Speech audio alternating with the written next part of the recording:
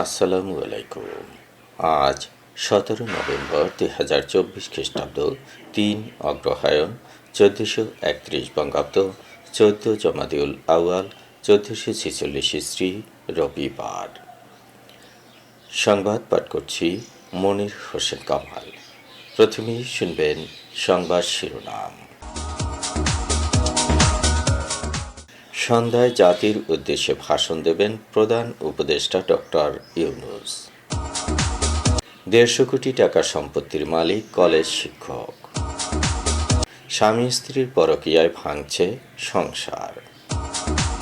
কুয়াকাটায় public টয়লেটে পর্যটকের মরদেহ। মাইকিংয়ে রেকর্ড করা হয় লোকবেতারে।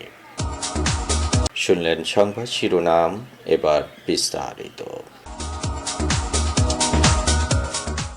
অন্তর্বর্তী সরকারের 100 দিন উপলক্ষে জাতির উদ্দেশ্যে ভাষণ দেবেন প্রধান উপদেষ্টা ডক্টর মোহাম্মদ ইউনূস। আজ সন্ধ্যা 7টায় তিনি ভাষণ দেবেন। তার ভাষণ রেডিও টিভিতে সরাসরি সম্প্রচার করা হবে। দুর্যোগ ব্যবস্থাপনা ও ত্রাণ মন্ত্রণালয়ের সাবেক প্রতিমন্ত্রী মহিবুর রহমান মুহিবের স্ত্রী ফাতেমা আক্তার রেখার নামে 30টি দলিলে রয়েছে অন্তত 37 একর জমি। সব জমি পর্যটন কেন্দ্র কুয়াকাটা ও পায়রা বন্দরের আশেপাশে। কম করে হলেও এসব জমির মূল্য 150 কোটি টাকা। 2018 সালে একাদশ জাতীয় সংসদ নির্বাচনে আওয়ামী লীগের দলীয় মনোনয়ন পান মুহিব। নির্বাচনে সহজেই তিনি এমপি নির্বাচিত হন।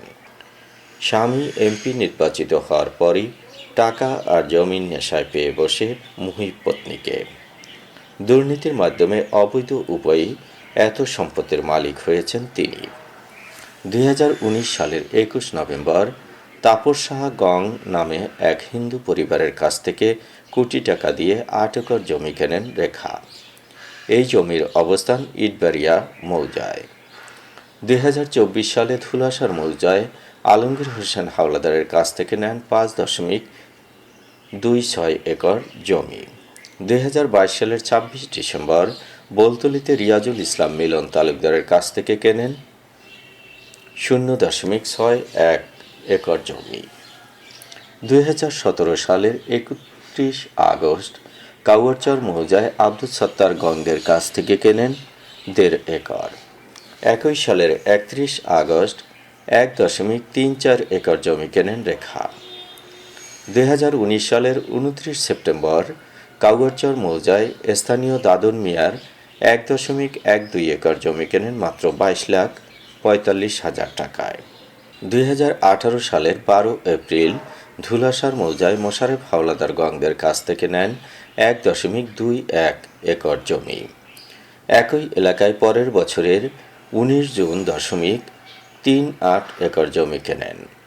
2023 সালের 11 অক্টোবর বোলতলি মৌজায় 1.39 একর ধানি জমি কেনেন স্থানীয় আবুল কাশেম গংদের কাছ থেকে।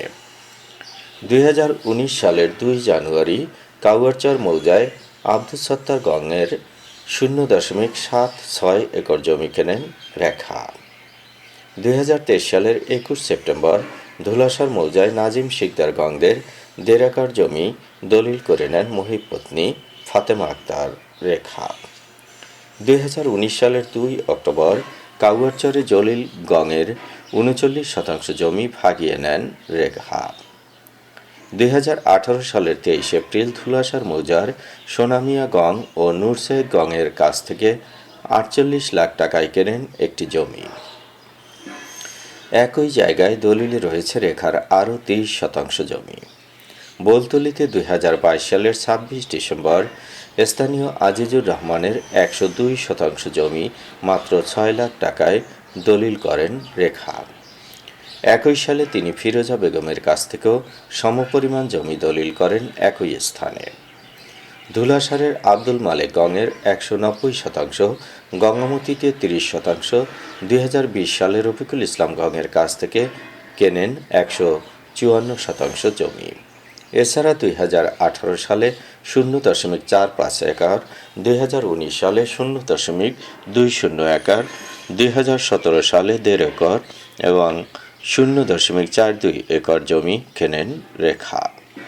ফাতেমা আক্তার রেখা আলহাজ জালালউদ্দিন কলেজের ভারপ্রাপ্ত অধ্যক্ষ। তিনি সমাজবিজ্ঞান বিভাগের জ্যেষ্ঠ প্রভাষক ছিলেন। 2018 সালে ভারপ্রাপ্ত অধ্যক্ষ হয়েছেন। তার বেতন সর্বসাকুল্যে 38,000 টাকা। পরকীয়ার অভিযোগে আইনজীবীর পরিবারে ধরেছে ভাঙন। একে অপরের বিরুদ্ধে পরকীয়ার অভিযোগ এনেছেন। স্ত্রীর বিরুদ্ধে পরকীয়ার অভিযোগে থানায় জিডি করেছেন পটুয়াখালীর আইনজীবী দুলাল চন্দ্র দেবনাথ।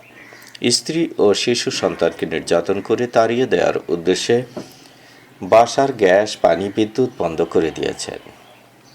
স্ত্রী সোমা দেবনাথও তার স্বামীর বিরুদ্ধে পরকীয়ার অভিযোগ এনেছেন। আইনজীবী দুলাল চন্দ্র দেবনাথ 13 বছর আগে পারিবারিকভাবে পটুয়াখালীর বাসিন্দা সোমা দেবনাথকে বিয়ে করেন। তাদের 4 বছর বয়সী একটি মেয়ে রয়েছে। তারা পটুয়াখালী পিটিআই রোডে নিজ বাড়িতে বসবাস করছেন। কয়েক বছর যাবৎ দুলাল চন্দ্র দেবনাথ তার স্ত্রীর সঙ্গে অসৎ আচরণ শুরু করেন এবং স্ত্রীকে মারধর করেন।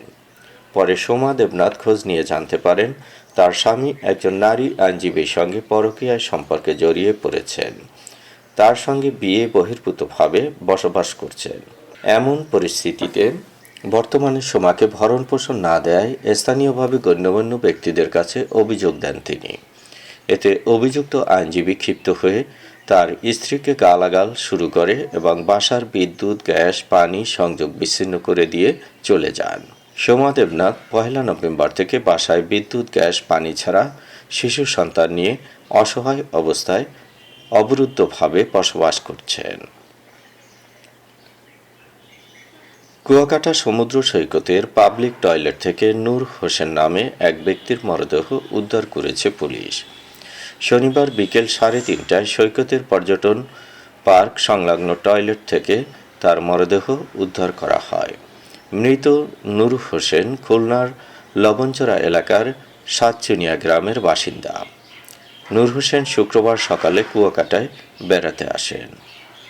বেলা 11টার দিকে কুয়াকাটার হোটেল ব্যবসায়ী তার বন্ধু জসিমউদ্দিনের সঙ্গে একটি দোকানে চা খেতে বসেন। এ সময় সে তার বন্ধুকে টয়লেটে যাওয়ার কথা বলে নিখোঁজ হন।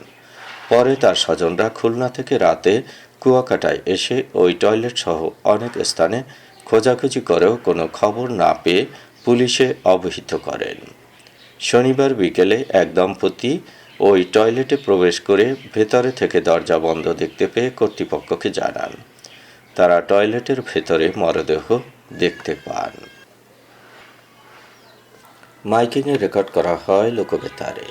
সুমধুর ও সুস্পষ্ট কণ্ঠে মাইকিংয়ের জন্য লোকবেতারের বিকল্প নেই। লোকবেতারের সাউন্ডপ্রুফ স্টুডিওতে করা হচ্ছে গান ও নাটকের রেকর্ড। সেই সাথে লোকবেতারের নামমাত্র টাকায় প্রচার করা হচ্ছে বিজ্ঞাপন। 15 সেকেন্ডের বিজ্ঞাপন প্রচারিত হচ্ছে মাত্র 500 টাকায়।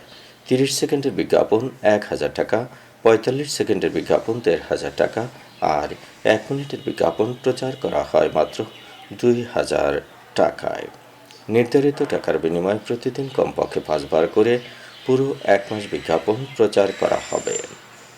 মাইকিং ও বিজ্ঞাপনের জন্য যোগাযোগ করবেন 0175556644 নম্বরে। এবারে শুনবেন আবহাওয়ার খবর।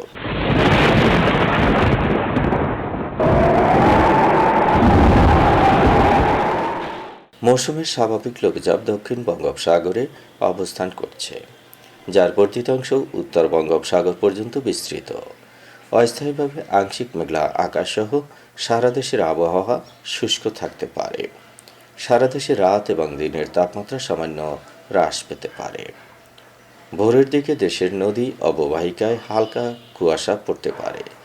আজ দেশের সর্বোচ্চ তাপমাত্রা ছিল আমবাগানে 32.2 ডিগ্রি সেলসিয়াস এবং সর্বনিম্ন তাপমাত্রা ছিল বদলগাছিতে 13.8 ডিগ্রি সেলসিয়াস।